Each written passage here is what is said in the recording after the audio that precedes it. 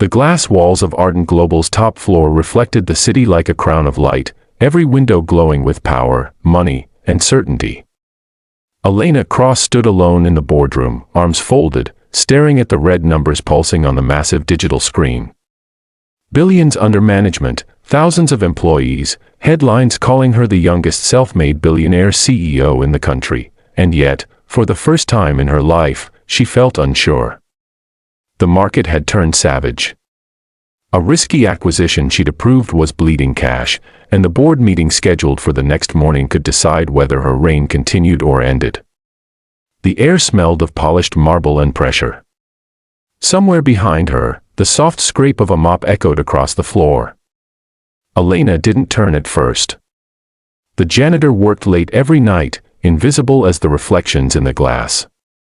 Then, half out of frustration and half out of arrogance, she smirked and spoke without looking back. "You there," she said coolly. "Since everyone suddenly thinks they're a financial genius, tell me. What would you do with $1 billion right now?" It was meant as a joke, a release of tension, a reminder of hierarchy. The janitor stopped. Silence stretched. Elena turned, expecting an awkward laugh or an apology. Instead, the man, mid-30s, strong build, calm eyes, met her gaze without fear. He rested his hands on the mop handle and said evenly, "I wouldn't ask how to grow it. I'd ask what I'm afraid to lose." The words hit her like a slap. Speechless, Elena felt something crack. No consultant had spoken like that. No banker. No board member. She straightened, irritation mixing with curiosity. "And what does that even mean?" she demanded. The janitor didn't flinch. "It means money only scares people when it's covering a bigger weakness," he replied. "Right now, you're not managing assets. You're managing fear." Elena opened her mouth, then closed it. For a moment, the billionaire CEO and the janitor stood on equal ground, the city humming below them. Against her better judgment, she gestured to a chair. "Sit," she said sharply. He hesitated. "I'm not supposed to, that wasn't a request." He sat. She pulled up the financial dashboard, her tone clipped. "You think you're so insightful? Fine. Tell me what I'm missing." The janitor studied the screen quietly, longer than Elena liked. She was used to instant answers, rapid-fire analysis. Finally, he spoke. "You're overexposed because you're trying to prove something," he said. "You didn't buy that company because it was strong. You bought it because it made you look fearless." Elena's chest tightened. "You don't know anything about me." He nodded. "True. But fear leaves fingerprints." He pointed to the data. "You stacked short-term wins to impress people who already doubted you. Now the market smells desperation." Anger flared, but beneath it was something worse, recognition. "Who are you?" she asked quietly. He exhaled. "Name's Daniel. I used to be a quantitative analyst. Hedge funds. Risk modeling. I walked away. To become a janitor?" The corner of his mouth twitched. "To become free." Elena laughed once, sharp and disbelieving. "You expect me to believe that?" Daniel met her eyes. "You don't have to believe me.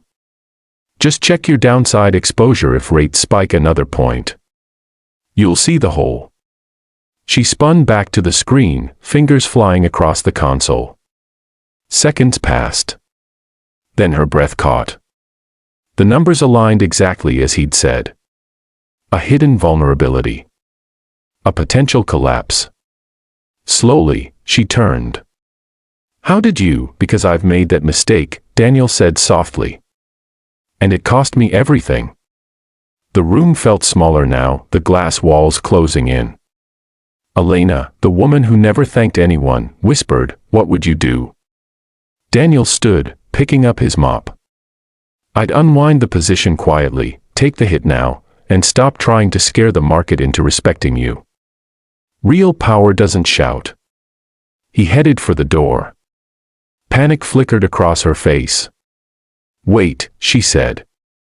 He paused. "Why are you here?" she asked. He thought for a moment. Because sometimes the best place to hide from the world is where no one looks. He left, the door sliding shut behind him. Elena sank into her chair, heart pounding. For the first time, she wasn't thinking about dominance or legacy. She was thinking about truth. The next morning, she followed his advice. The board never knew how close disaster came. Weeks later, profits stabilized. Confidence returned.